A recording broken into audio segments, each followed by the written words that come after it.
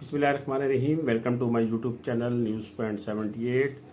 दोस्तों, आज मैं आपको इस वीडियो में राशन रियायत प्रोग्राम के मुतालिक बताऊंगा, क्योंकि इस वक्त निगरान हुकूमत आ चुकी है और निगरान हुकूमत ने राशन रियायत प्रोग्राम के बारे में एक ऐलान किया है। और वो ऐलान क्या है, किस तरीके से आप राशन ले सकते हैं और अब ये नया तरीक़ाकार क्या है, इसके ऊपर मैंने आज आपको मालूमात देनी है। क्योंकि बहुत से लोग इस बात का इंतज़ार कर रहे थे कि राशन रियायत प्रोग्राम जो है वो कब शुरू होगा। मुझसे बार बार ये सवाल भी पूछे जाते हैं कि पंजाब हुकूमत ने जो राशन रियायत प्रोग्राम शुरू किया था वो अब ख़त्म हो चुका है या अभी वो जारी है या उसे मुस्तकिल तौर बुनियादों के ऊपर ख़त्म कर दिया गया है। तो इस किस्म के बहुत से सवालात मेरे पास आते थे मेरे यूट्यूब चैनल के ऊपर, लेकिन मेरे पास कोई मुस्तनिद खबर नहीं थी, मेरे पास कोई मुस्तनिद मालूमात नहीं थी जिसकी बिना के ऊपर मैं आपको ये बता सकूं कि ये प्रोग्राम मुस्तकिल तौर पर बंद हो गए हैं या आर्जी तौर पर बंद हो गए हैं या इन्हें गवर्नमेंट चलाने का कोई प्रोग्राम रखती है। लेकिन अब जो नई गवर्नमेंट आई है, जो निगरान सेटअप बना है, उस सेटअप में राशन रियायत प्रोग्राम के मुतालिक एक जामे जो है वो हिकमत अमली अपनाई गई है और उसके तहत अब आप राशन के ऊपर रियायत ले सकते हैं। तो आप किस तरीके से रियायत ले सकते हैं ये मैं आपको बताऊंगा। और क्योंकि ये एक उन लोगों के लिए बड़ी खुशखबरी है जो लोग महंगाई से बहुत ज़्यादा मुतासर हुए हैं और उनको जो है इस वक्त सब्सिडी की ज़रूरत है, राशन के ऊपर रियायत की ज़रूरत है, उन लोगों के लिए ये एक बहुत बड़ी खुशखबरी है।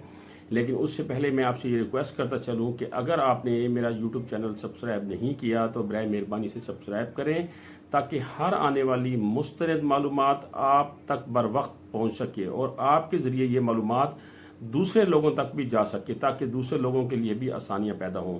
तो चलते हैं दोस्तों अपने मौजू की तरफ कि वो राशन रियायत प्रोग्राम क्या है। वो राशन रियायत प्रोग्राम ये है कि अब बेनज़ीर इनकम सपोर्ट प्रोग्राम के तहत जो बेनज़ीर कफ़ालत प्रोग्राम है, जिसमें ख़वातीन हर सेमाई में 9,000 रुपये की किश्त लेती हैं, यानी जो बेनज़ीर कफ़ालत प्रोग्राम में अहल ख़वातीन हैं वो ख़वातीन अपना शनाख्ती कार्ड घर से लेंगी और यूटिलिटी स्टोर के ऊपर जाएंगी।